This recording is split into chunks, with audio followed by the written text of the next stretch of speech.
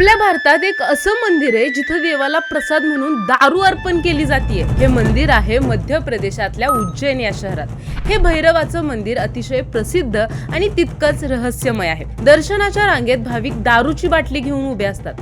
हे ऐकायला विचित्र वाटत असलं तरी तिथल्या लोकांच्या श्रद्धेचा हा एक महत्त्वाचा भाग आहे। मंदिराच्या आसपास तुम्हाला बऱ्याच वेळा दुकानातून लोक दारू खरेदी करत असताना दिसतील आणि ही दारू भैरव बाबांच्या चरणी किंवा त्यांच्या मुखाशी नेऊन अर्पण केली जाते।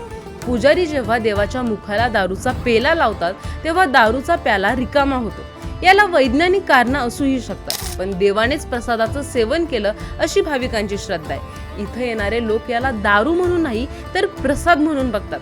आणि सगळ्यात महत्त्वाची गोष्ट म्हणजे इथे देवाला दारू जरी चढवली जात असली तरी तिथे कसलाच गोंधळ किंवा गैरप्रकार होताना दिसत नाही। लोक श्रद्धेने येतात आणि शांतपणे दर्शन घेऊन परत जातात। आपल्या संस्कृतीत भक्तीचे किती वेगवेगळे मार्ग असू शकतात हे उज्जैनच्या या काल भैरव मंदिरात गेल्यावर जाणवतं।